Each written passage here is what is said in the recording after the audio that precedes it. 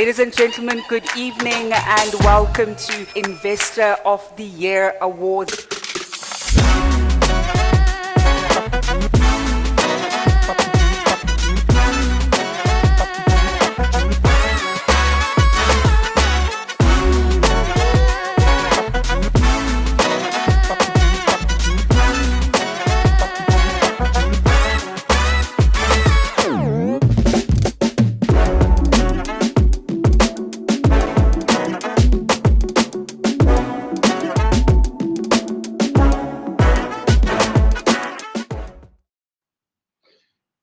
Hello and good evening, ladies and gents, and welcome to the Investor of the Year prelim rounds and judges.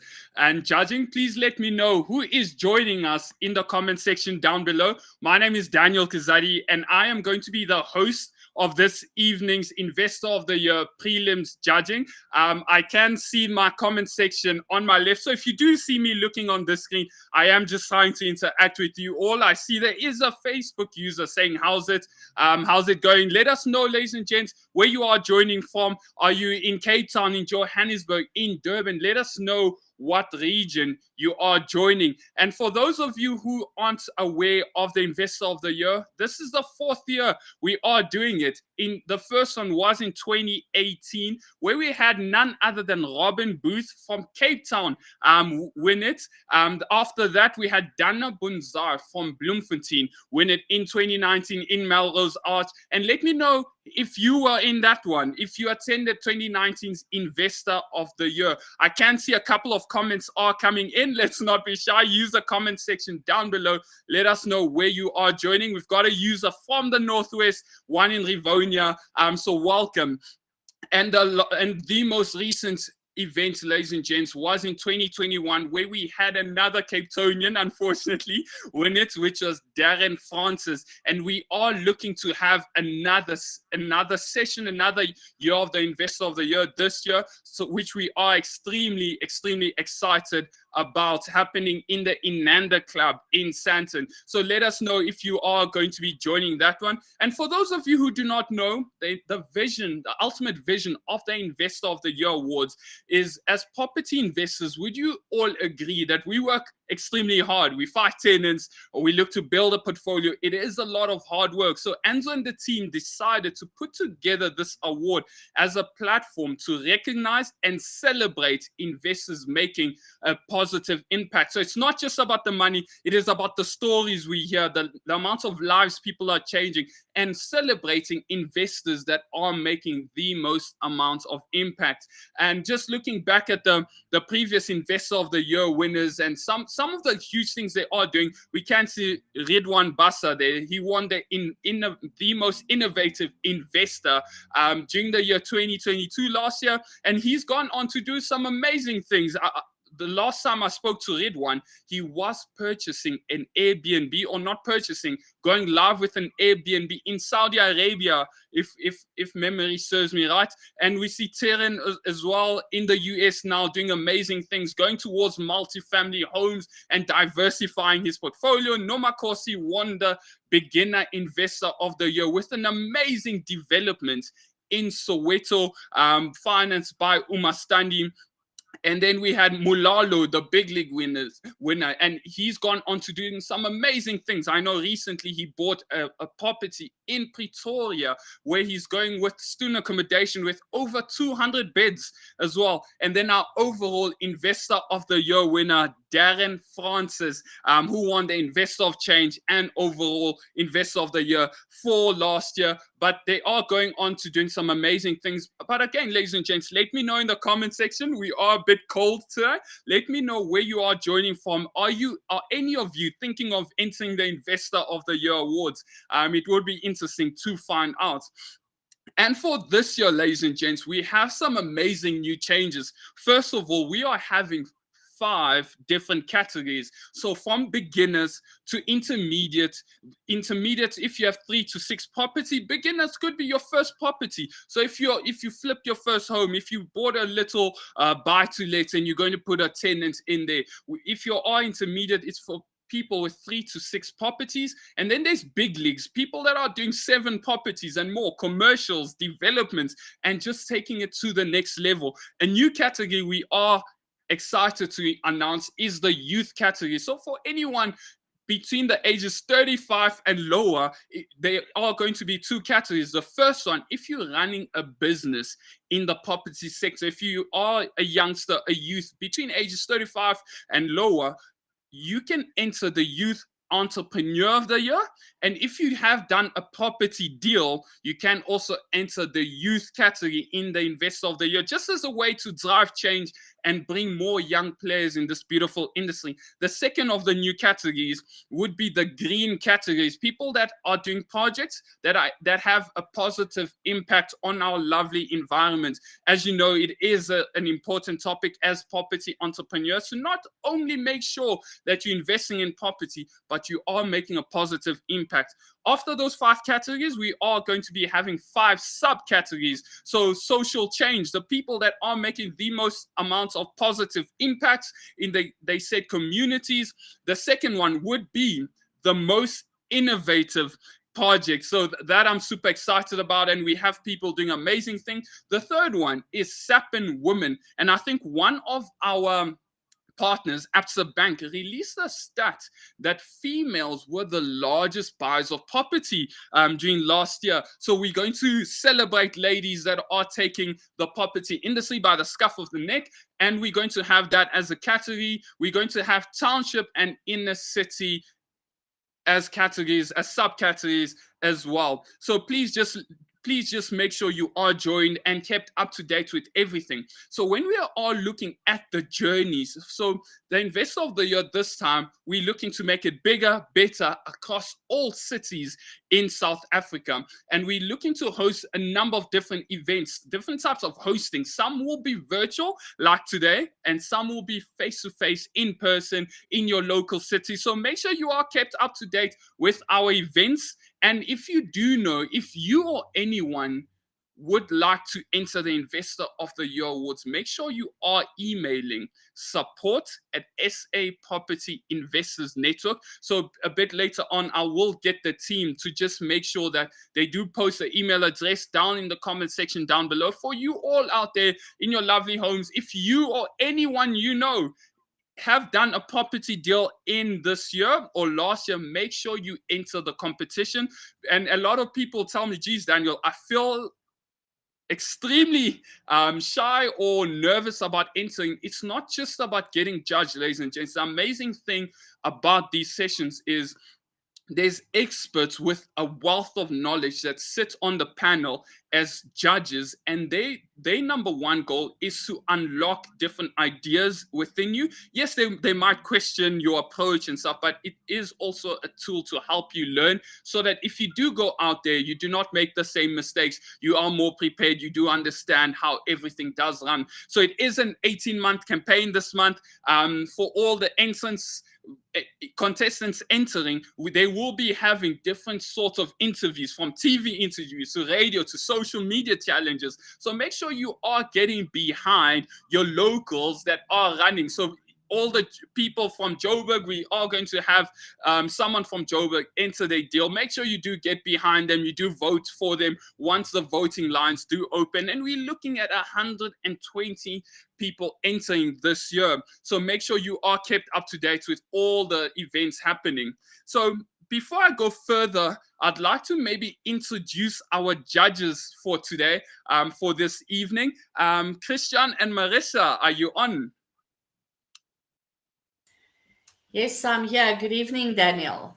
Hello, everybody. Good evening, Marissa. How are you doing? Same here. Evening, Daniel. Good evening. Good evening. Awesome. Thank you so much for joining us. For those that haven't heard about these two, would you mind giving us a quick introduction? Who you guys are? What do you do in the property industry? Sure, Daniel. Shall I go first, Christian? Ladies first, please. Yes. I'm the owner of Gauteng Property Inspections, and I do inspections before you buy a property so that you know what all the defects are. I'm also a certified roof inspector, and I'm an ABSIS Master Certified Inspector, and I've also qualified as an asbestos inspector. So I make sure that property investors know what they are buying and that they save money on the deal. I also do snag list inspections of new builds. So before you pay the builder his final money, you get me to do an inspection. And I'm almost complete with my maintenance program, which will be an online facility where everybody can learn how to do proper maintenance. And one day when you sell your house is not going to sell for a loss because it is well maintained. And then I also look after Sappan Women. And I definitely want a woman to win Investor of the Year this year. So I'm really helping all the ladies with their presentations, and it will be a good day if a woman can win this year. No conflict of interest at all, huh? Nothing. Yeah, and then from my side, I'm Christian Janssen, franchisee with at 360 Finance. I own the mainland franchise. Now, our business is a financing origination company. So basically what that means is core bread and butter is residential bond origination, where I primarily focus on property investors. So you can find me on quite a couple of social media channels chatting about the ins and outs of financing your next property deal.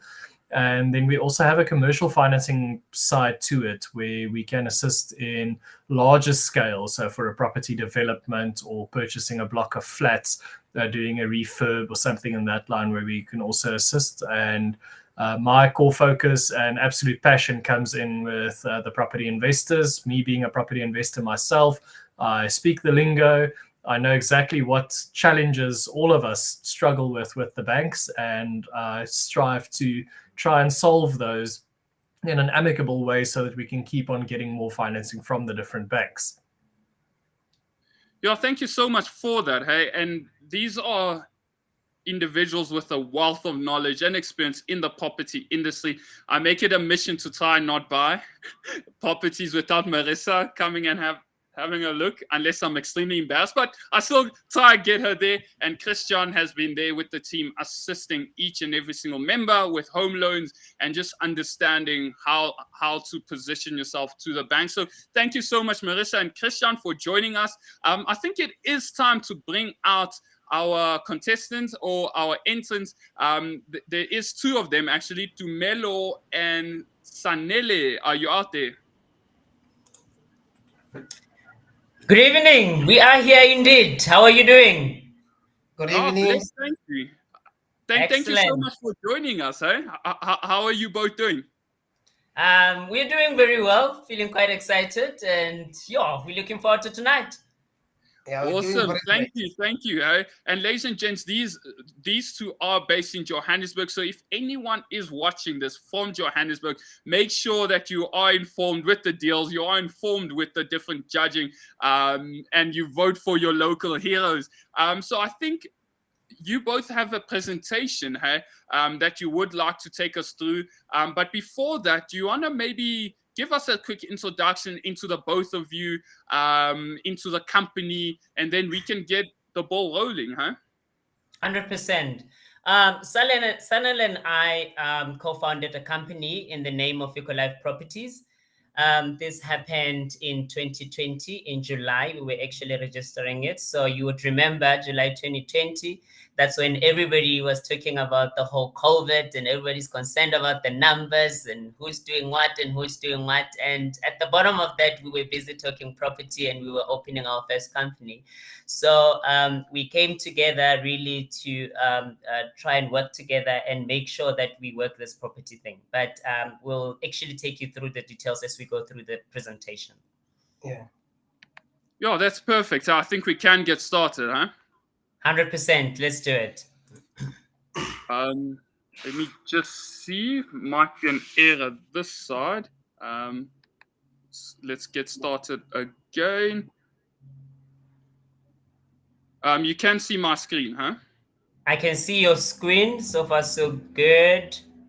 There we go. Sorry for that. Not a problem. As I said, we started our company in July 2020, right in the middle of COVID. Immediately after we started the company, we came across financial difficulties because, once we started talking to a number of players in the industry. We did receive, an incorrect information here and there. And one of the biggest lies that we have actually received at the time was the fact that, when you are a new company, you cannot actually apply for financing statements. So that was the first thing. And when we actually came across that, we were determined and we wanted to go past that. And we actually went around and we started raising capitals. We actually got ourselves involved in quite a number of things in trying to raise the capital. One of the first things, we started contributing monies to the company. That's the first thing that we did.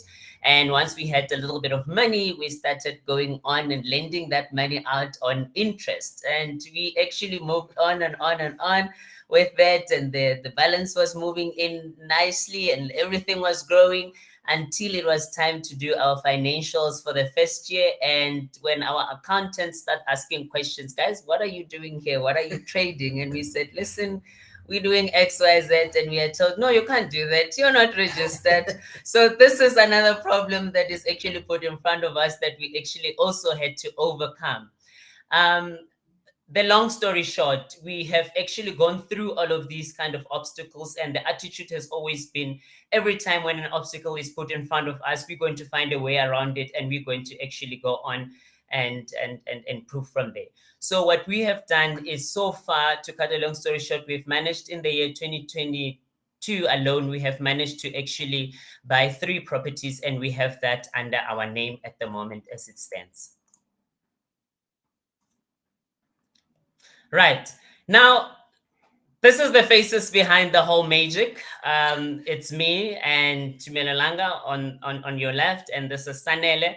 And we work together to make things happen. We focus on different things in the company. Sanele deals a lot more with clients, with tenants, bringing them in, doing all those kind of things, because essentially he's very good in that particular arena. And I focus more on the deals, finding the deals, the financing, and all those kind of things. And together we make a great team.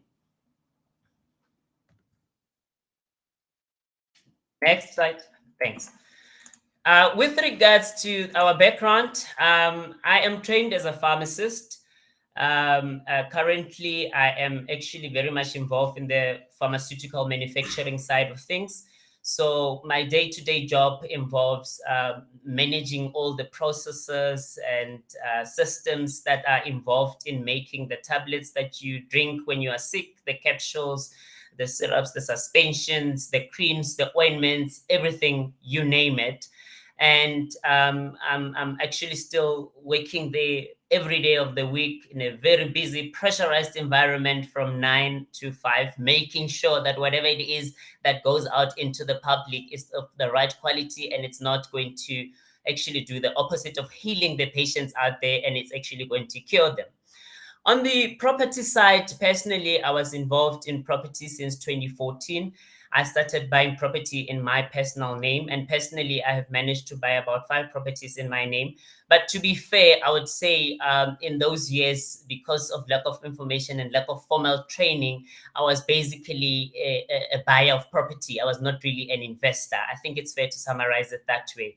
And lastly, I have just started another company on the side, and this company is actually working with other investors on the market in a joint venture fashion to try and actually explore other deals. Sanele? My name is Sanela Madondo. I'm a 4th-year student, and I'm currently working in a household manufacturing company. We're working in the same company. And I started to be involved in a construction company in 2019. And after 2019, I was doing a construction, but the construction, it was not doing well. So I said to myself, no, I need to go to someone who knows property, because construction and property, it's interlinked. So I went to Mr. Langa, because like he's my manager since we're working in the same company. And I said to him, no, dude, look, things are very tough, and the cost of living is too high. So we need to do something in order to put bread on the table. And he said, okay, because like I was also involved in the property business. I know a lot about the property business, so you need to join me. And after that, you're gonna see what to do. Then we started the company called Ecolife. So since from there, we're working together. And me, I'm good in the construction. And when it comes to bring all the constructors and to bring the plumbers and those tilers, I'm the one who's involved in that thing. And as I said, he's involved to go out there and find the deals. Right. As I said, in summary, we have a total of 3 properties at the moment in the company. So what happens, if you can see from property 1, property 2, property 3, which we will discuss in details as we go along, the descriptions are pretty much similar. You look at the first property, it's a 3-bedroom flat. But I must tell you that when we got that particular flat, it was a 2-bedroom flat. And because of his creativity, we have managed to actually convert that into 3-bedroom flat and also increase the sizes of some of those bedrooms. As you can see, the total size was 107 square meters on the first property. You move on to the second property, it's the same story. The only difference is the size. You move on to the third property, the only difference is also the size. Let's move on to the next one. Right. Now, getting into details, the circumstances around the first property. I already went into details in terms of experiencing all those financial problems and all those kind of things. So from 2020 all the way up until November 2021, there was literally this whole battle about how are we going to raise the funding? How are we going to do this? How do we raise the funding and do this, do this? But the issue with that is, you know, we had the pockets that are growing. And at the end of 2021, we were kind of like ready to go out and look for the first property. Now, I heard that there was a private seller who was actually looking for a buyer urgently because the buyer that this particular seller had, you know, didn't have the money, didn't have the funding, and the bank kind of like declined the whole thing. So that's when we came in to take advantage of that particular situation. And when we came in, we started negotiations directly with the owner. And when we went into details into why the buyer wanted to sell, because we inquired, we wanted to know more about, the seller. We wanted to know more about the seller. We asked a lot of questions. And what came out of this is, you know, the seller just lost his wife.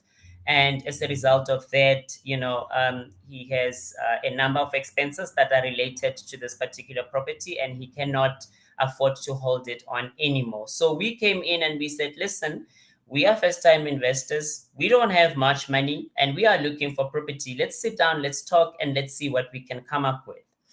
The seller came to us and said, listen, guys, my asking price here is 440. And we came and we said, listen, this is our story. The banks won't give us money. We have managed to raise this little money, and this is what we have. And at the time, we had something like 380,000 in our bank account. And the seller came back to us and say, listen, guys, you have to meet me halfway here. You have to try, you have to do everything. And with a lot of back and forth, we ended up actually agreeing to 390,000. We didn't even have the 10,000 at the time. We just had to go and make things happen. And this guy seated next to me said, listen, we will find it. We don't know where, but we will find it. Let's take the deal, which we took. And that turned out to be one of the best decisions we've made at the time. And this is really the foundation. And this is where we started. And we've actually based our strategy on this particular one, because this was a success story. We wanted to actually replicate this with the second property, with the third property, and it turned out to be a very good strategy. Again, as explained, the biggest challenge was finding. We've spoken about that. But the good news about the whole thing is the fact that once we did all these renovations and everything, the property was rented for 8,800 in total. I need to put this into perspective. And the perspective is in the area where we are in Pretoria West. For those of you who are familiar with it, these properties are renting for around 5.5, and that's the most that you can actually get on a 2-bedroom flat on that particular site. And with everything considered, which I will discuss in more details later, we are actually cash flowing there. We are sitting at a comfortable 6,133 on this particular property, so it's doing quite well. Right. When we are summarizing the success factors that are around these particular properties, a lot of those are coming from the negotiations that we actually went into when we bought the property. The first thing was the occupation, because this is now half of it forms part of a deceased estate. It's going to take long to transfer. So we actually had to make sure that we secure occupation from the time when we started with the negotiations, and we agreed on that. And on the 1st of November, we said, listen, we are taking over the property. And along with that, we negotiated the rights to start making alterations to this property, which is what we have done. We have started everything, and what we did is we immediately added the third bedroom. We installed electricity meters, and by the 1st of February, we were fully tenanted and everybody was actually there. But we make sure that the rooms are rented separately so that we can actually attract as much rent as we can. And I need to mention it here because this is one of our good, and it forms part of our marketing strategy, is the area that we are in is one of those pockets of areas in South Africa that is not affected by load shedding. So when everyone is complaining about load shedding, about things going off and all those kind of things, we don't have that problem here. And we come out there, and when we are advertising and we're looking for tenants, it is not a problem anymore. We actually bring that forward as well. Another success factor here is we renovated the property. At the end of renovating the property, we now moved in, and we sat with a problem. Dude, we have renovated the property. We don't have tenants. What do we do? Because I was involved in property in my personal capacity, the one thing that I knew was the fact that, you know what, get experts to run the properties, get estate agents to run the properties for you, and they will do the best job for you. We went into the market. We started looking for the best estate agent, and we interviewed a few people. And we would go out there, and what we really set out there as the minimum requirement is, listen, we need to rent this out, and we need 8,000 rents, right? And all the people will tell us, listen, 8,000 rent is not possible. The best that I can do for you is 6.5. We decided to actually run the properties ourselves, and that's when we started looking. We partnered with students. The students went out there, and we promised them that, you know what, if you get tenants and you put them in the rooms, what we're going to give you is 500 rents for every tenant that you get. And I'm telling you, the feedback was amazing. We went with IT students. They did this beautiful advertising materials. They advertised on their Facebook and their online platforms, and we got tenants in no time. Next one, please. Yeah, so Next just slide. a quick one, Tumelo. You just have Yes. 10 more minutes to run through the slides, just because the judges have a couple of questions for you, huh? I'll run it very quickly. I'll run through it very quickly. I'll try to cover as much as I can as we go through. Right, this is the property before, and unfortunately we didn't take pictures before we actually started, but this is during the work that we were doing. But you can see the balance of what was happening. The next one, please. And this is what it looks like after you have actually renovated. And you can see that after you have renovated, when you go out and you have a video of what is happening around you in comparison with what is actually next door, this actually takes the cab. And that is exactly what we do. We attract people, and we have a lot of interest whenever we are advertising. Now, after the first property, we actually got so much interest that we needed to get the second property as soon as possible. And that's when we moved over to the second property. We moved over to the second property, and when we moved over to the second property, and this one we got through an estate agent. And what happened there, we started with an asking price of 500,000 rand, and we put an offer for 460,000, which they refused. And the reason being, listen, there's nothing wrong with my property, and I'm not going to sell it for that price that you are looking for. But eventually we had to go up, and because we knew that even at that number, we are still going to be able to make the money that we need. Because we still had that financial problem, we had just used our cash in the first property. What we then needed, we needed to be a little bit creative, and we had to transfer this particular property in my name because I could secure a bond, and that's what we have done. And this particular one is actually bonded, and yeah, that's why we're having cash flow of 650 on that particular one, but we'll discuss the numbers in details. Next one, please. The success factors, like I said, this is the cookie cutter method. Whatever we have done on the first property, we do it on the second property, and we're getting success with that particular one. Next one. This is what the second property looked like before we did anything. For the magic. Before the magic, and then the next one. Next slide, please. And this is what it looked like after we have done all the magic. Next slide. Right. Now, we started looking again, because now remember, the minute we go and we start advertising, our students are out there, are working the magic, and we are out there on the internet, you know, advertising like crazy. We're having all these people that are calling us every day, pressing us, looking for accommodation. So we quickly had to get the third one. But by the time we got to the third one, we had already raised a lot more cash again, and we were able to buy it for cash for 425,000, and the asking price was 450 there. And then the property was rented for 8,000, and then after that we are getting 5, 6, 7, 8 as cash flow. Next slide. The success factors are really the same. This is the cookie cutter method again. We did exactly the same thing that we did, prepaid meters, everything else. It's in the same area. Next one. This is what it looked like before renovations. Next one. And this is what it looks like after renovations. And you can see the consistency. We love bright colors. They make the rooms look bigger, and the people are more interested in that. And if they see that, they are crazy. And we are actually responding to all of these things every single time. The challenge here is the fact that you are full-time at work, and you have your call that is constantly coming in with people asking, do you still have that available? Now, this is actually the critical slide. And in here, we have summarized the numbers as we see. But just to take you through, I'm just going to remove my video so that I can see the numbers clearly here. So this is what happens with regards to the first property. You can see there we bought it for less money, and you can see that in the bottom line. The return on investment here, we are talking about cash on cash return, and with everything considered, we have looked at the total that we put in the deal. And you remember, we didn't pay any transfer fees, no bond registration fees for the first one, because the seller offered to the seller offered to pay these costs at the beginning, which was only the transfer fees. We are now ending up with 16.1.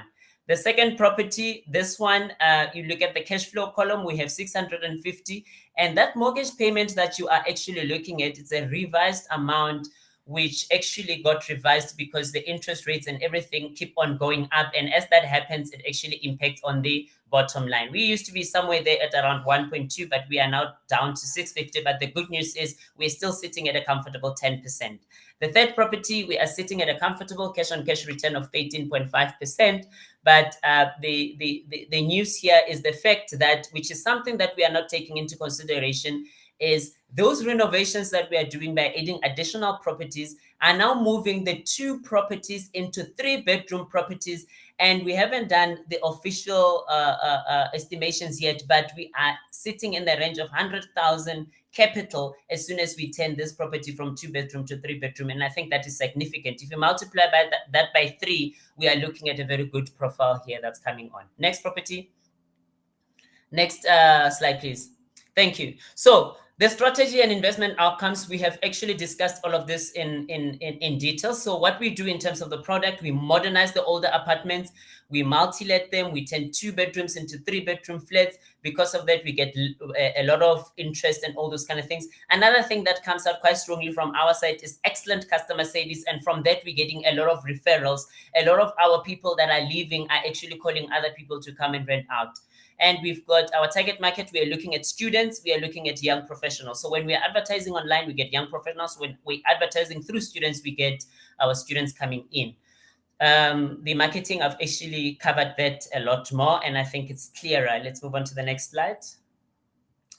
Right, in terms of the pricing, all the flats, what we priced it in such a way that the minimum that we are going to get is 8,000 on each particular flat. We've calculated that in order for us to make the cash flow, that's where we need, and we have a little bit of fat that can actually allow us to survive when the interest rates and all those things changes.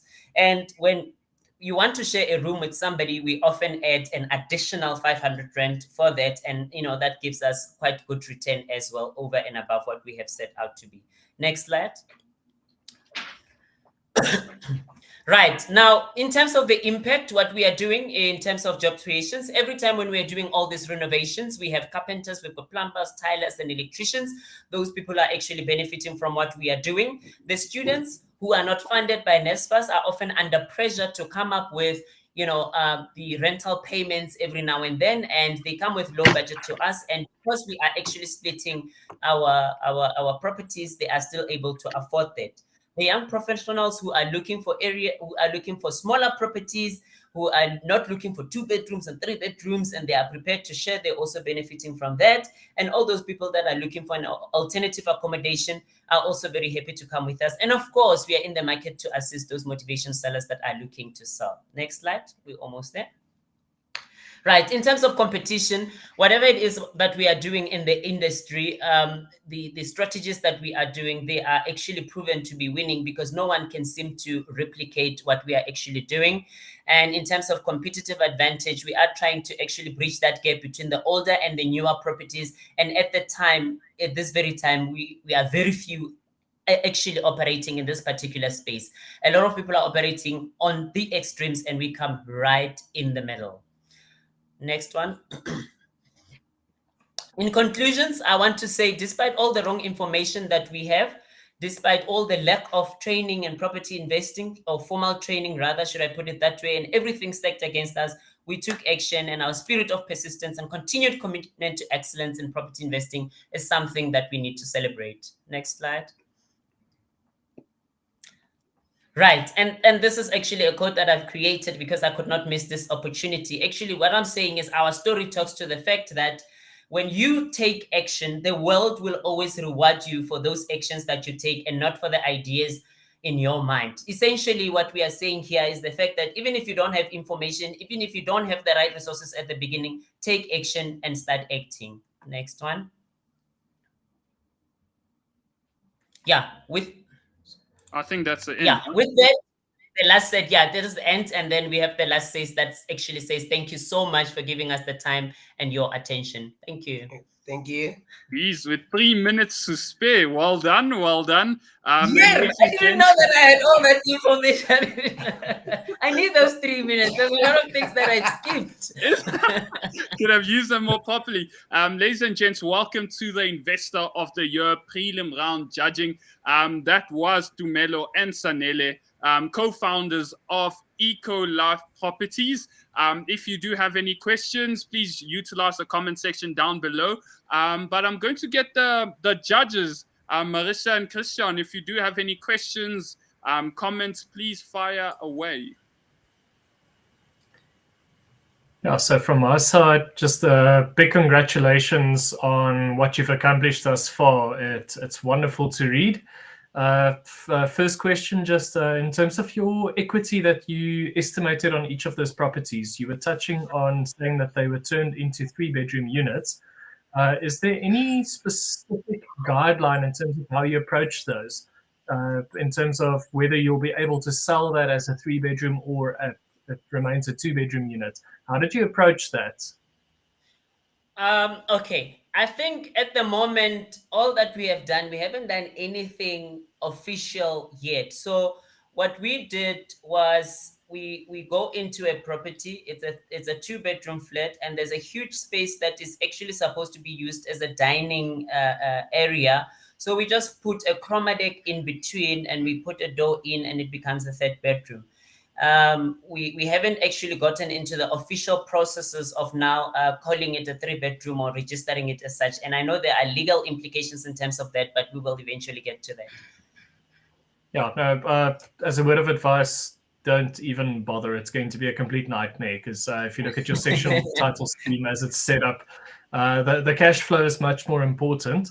But also with that, I mean, immediately now you are, from a technical point of view, you are overpopulating these properties. Do you have consent? Are there any concerns or pushbacks that you've encountered in terms of putting more tenants into a unit than what it was initially designed for? Yeah, that was one of my questions, because that's a big concern. Okay. The properties are in actually in 2 blocks of flats, and the rules are very similar here. And in terms of the rules, in a 2-bedroom flat, you can actually put a maximum of 4 tenants. And we are sticking to that in all our properties. So how this works is we will have a 1-bedroom that we've actually make the biggest. What happens in that particular bedroom, we will say it's 3,000 rands if you are renting alone. And if you are coming with someone else, we will add an additional 500 rand and it will become 3.5. So that will give you 3.5. And then you'll go to the other 2 bedrooms and you will say 2.8 on the one and 2.8 on the one. And that's how you actually get to the numbers that we are actually looking at. But we also want a maximum of 4 also from the upkeep point of view, because the more people you have, the more damage you have and all those kind of issues as well. Fantastic. Okay, you must be very careful about that, and you could get into trouble with the body corporate, and especially the way you have subdivided the lounge into another bedroom. That is a big concern for me because it is extra fire risk and everything else. So my question is on your finances. I don't agree with the cash flow that you've got on there, because the 2 properties that you have bought cash, you have not accounted for the money that you've put in. And how are you going to pay that money back to yourself? My other concern is you have no, do the levies include water? Yes. Because you've got nowhere here do you have water and electricity in. So you said you put prepaid electricity meter in. So how do you handle that? Do you take the prepaid electricity meter and divide it by the number of tenants that you have? Or do they buy electricity for themselves? They buy electricity for themselves. And you don't get an account from the council or the body corporate for electricity at all? Okay, let me explain it this way. With regards to the 3rd property, what happens there is the prepaid meter, we found it there. That is the one that belongs to the council. So what happens there, the tenants pay for their own electricity and everything, and we don't get anything. And the only thing that we need to worry about there, it's the rates and the taxes, right? Okay. And then with regards to this particular one here, the second on the levies, the first property and the second property, you'll see those amounts are a little bit on the higher end. There's water that is included in those levies, and when we're paying our levies, we are actually paying the water as well, and then the rates and the taxes are paid separately. So is water not included for the 3rd property? For the 3rd property, water is also included, but the 3rd property, it's smaller than the others. Okay. Yeah. All right. I mean, Christian is the finance guy, and yes. To me, this cash flow doesn't look right. It's not accurate. Christian, am I correct? I haven't recalculated the returns as it stands there yet. Happy to have a look at that quickly. Okay. But another question there, just before we get to that, Tumelo, when looking at this, so you've raised significant amounts of cash to acquire these properties. Is it all your own cash, or is there investment involved? This is all our own cash. Okay. And did you, from a property investment or any investment point of view, did you tie any return to yourselves on your own cash as part of your consideration? So I see that many a time. So if I use myself as an example, I will look at a property for sale. Let's call it a simple number on 500,000 Rand. Acquisition cost is going to be about 35,000 Rand. I'm bargaining on 100% bond. So my own cash into the deal prior to a bit of renovations would be 35K. Let's put it on that first property's renovation budget. So pop it to 65 grand, which puts you up to 100,000 own capital invested on it. Now, if the property cash flows at 2,000 Rand a month, for example, I know it will take 50 months for me to recoup my cash that I laid out to it. But I know that I've got an opportunity cost on my cash. I mean, if I just put it in a savings account, I'll have a 6% interest return on it. So did you put any calculations like that into your considerations in terms of how you estimate what your return on own cash is in terms of it getting paid back, as opposed to that money being bulked up and accumulated into your company? Okay, there's two issues. In terms of the payback over time, we actually haven't gone that far as yet. At the beginning, I think the whole strategy was we just need to build our reputation, build something that we are actually going to use as a basis in terms of growth.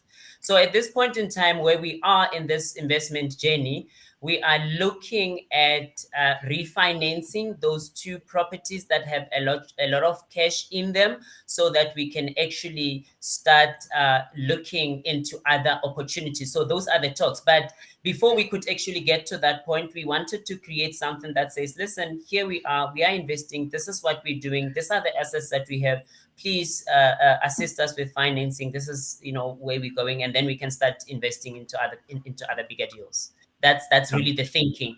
But in terms of the money payback over time, and we haven't actually looked at all of that. And just to I think let me leave it at that at this point. Yeah. I know somebody who can help you with the financing application. Okay, my next question is, you've got the second property in here, talking as if it's in your company, but that's actually in your personal name. So is that rental going into your personal name to pay the bond? Right. Okay.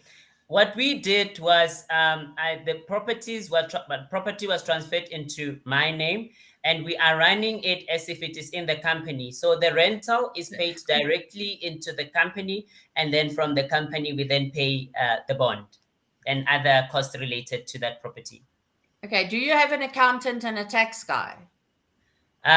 We do have, yes.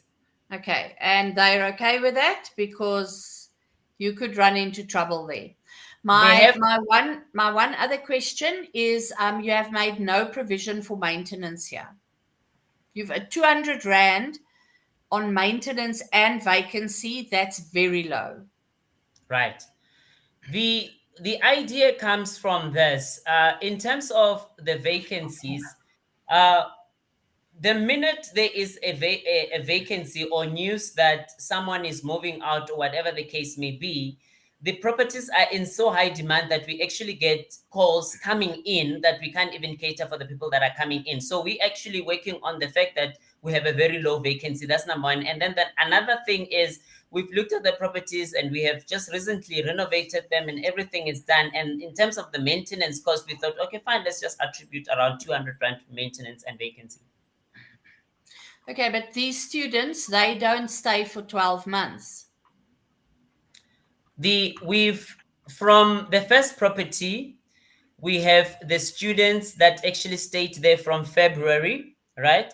So from February, we had 3 of them that remained, and then 1 of them moved out. And as soon as they moved out, we got another one to replace that particular one. That deals with the first property. Okay, now hold on. You don't understand. Students normally from February to November. Yes. So are your students renting during December and January? Correct, because at the time, the students that we are actually looking for, we don't give them the beds and everything else. They bring their furniture there, they bring everything, they move in. But when you go home, the property is still occupied and you still have to pay for it because we can't use it for anything. Okay. Okay. Thanks for that. I have a question. Well done, firstly, to the both of you. I know it was daunting, but my question is with regards to your investment long term. A lot of my students and people that invest in, say, sectional title type properties normally do this as a way to diversify certain risks if they are doing multi-lets or student accommodation, as a way to just have a safety net. So my question is, what steps are you two taking to ensure that you are protecting your assets? And this is something that a lot of investors that do not do. Like, what is the research that you did before going into this body corporate specifically? Did you analyze different financial statements? How do you ensure that in the next year or two that there's no special levy that arises of 2,000 rand? Are you involved with the body corporates? Are you a trustee? Are you looking towards that route? Yeah. Right. Thank you for that question. Okay, like I said at the beginning, we didn't receive any formal training in property investing at the beginning. So a lot of what we are actually learning, we are learning as we go along. But I think the most important thing about this is we're taking action. But in line with your question is, we always make sure that when the first meeting comes up for a body corporate, we are there. And because we are vocal and we question things, we look at the financial statements. By the time the meeting ended, one of us is actually appointed as a trustee there, because we want to see what happens to the finances. We want to be able to contribute to all these things. What costs are there? What problems are we looking at, and so forth and so on. So we as a result of that, we are trustees in actually those properties, and I'm also a trustee in other companies, that in other properties that I'm owning. So there's quite a lot of things to deal with at the same time. So yes, we are looking at that partly, but in terms of going into it in detail and researching before we even get in, that is actually where I say we have been lacking. Yeah, that's definitely a very important element.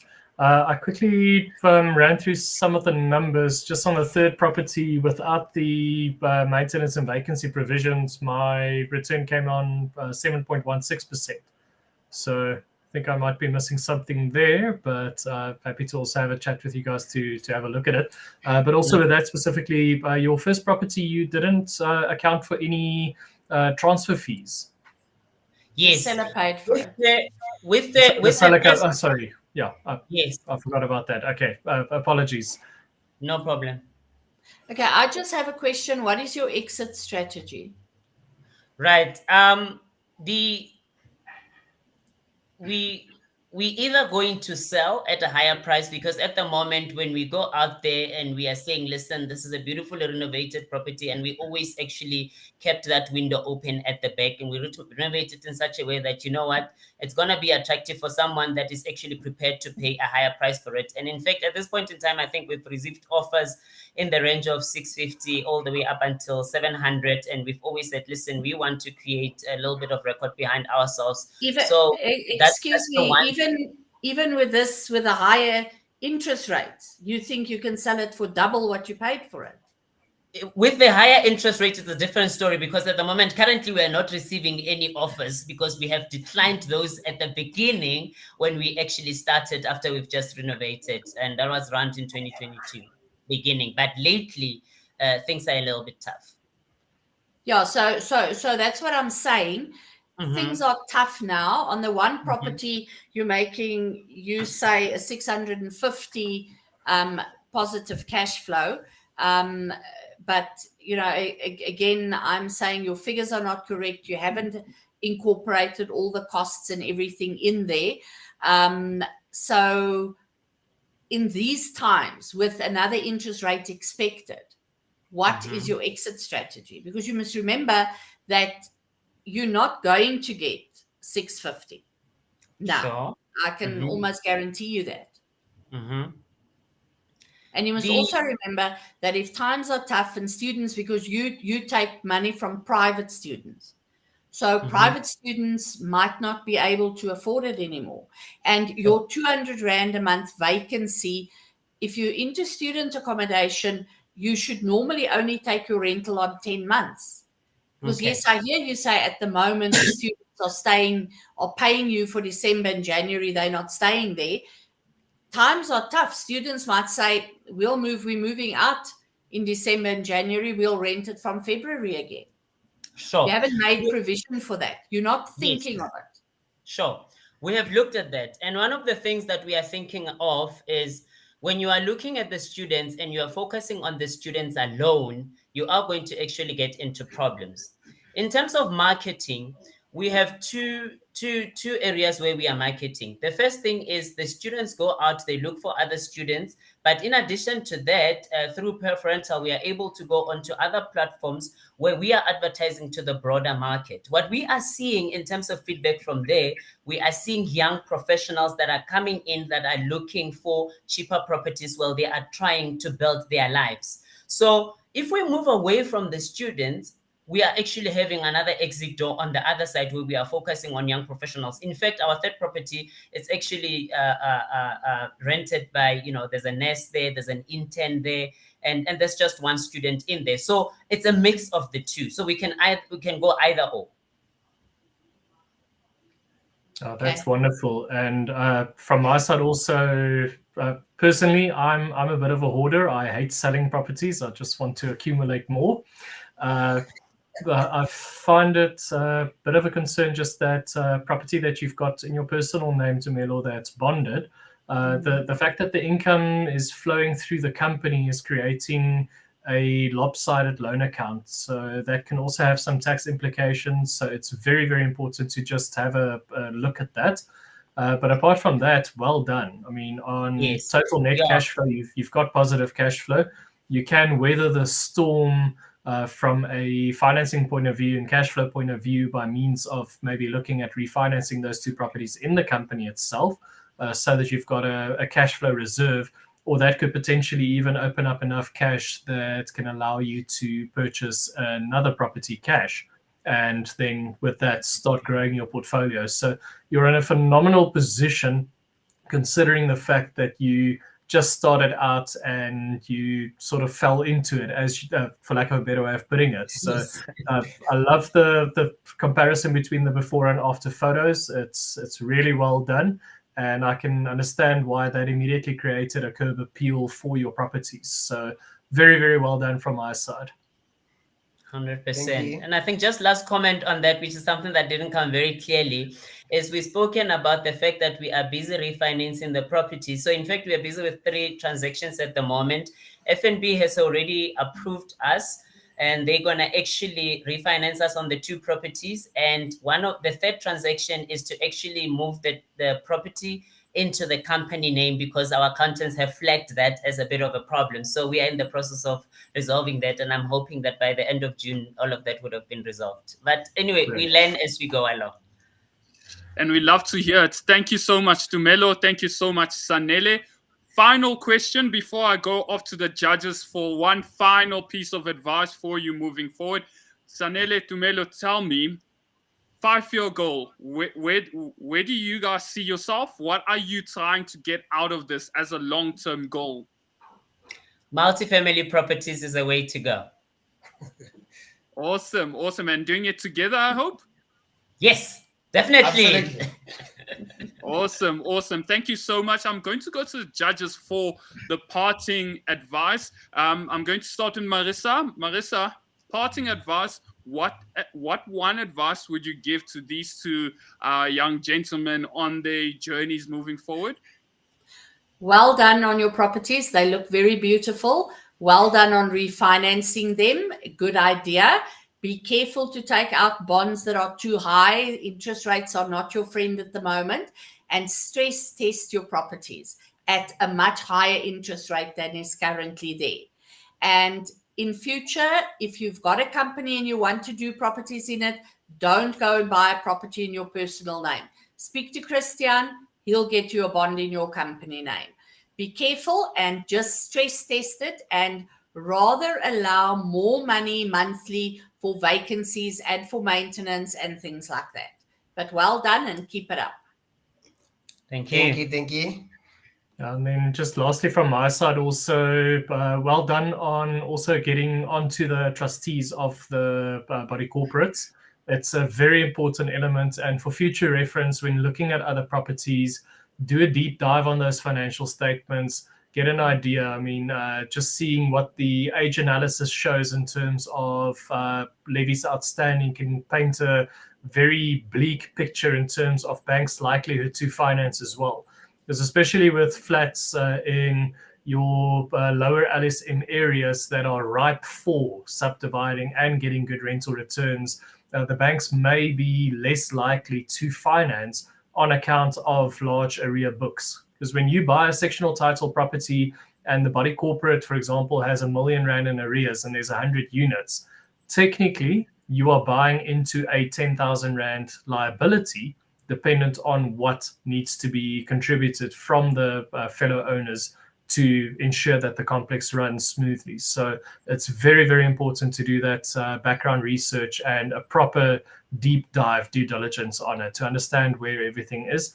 And then the other side of it, of course, is if the financials look good, you'll likely be able to identify 1 or 2 units that has arrears where you could maybe come in and help and buy that property. Thank you Yeah, so much. definitely. And Okay. parting advice for me, also make sure you're looking at the maintenance plan. Get Marissa involved with that. And there's so many corners being cut by different body corporates. So just understanding that will position you superbly. But I think, and I'm sure that the judges will agree with me, you've got an amazing platform which you can use to build, and make sure all steps right now are calculated as possible. And you Definitely. understand why you're taking those steps. But from me to you all, thank you so much for attending this session. Please make sure you are nominating. As I said earlier, this is the Investor of the Year prelims. We've got some amazing prices. We've got some amazing corporates behind us. Absa, Umastandi, Tough. They are now one, and as well as Tal Africa. We've got amazing gifts we're going to be going live with. Make sure you are nominating anyone that you feel deserves to be the Investor of the Year. But ladies and gents, once more, thank you so much. Hope you are all well, and we'll see you in future. Hey, bye. 100%.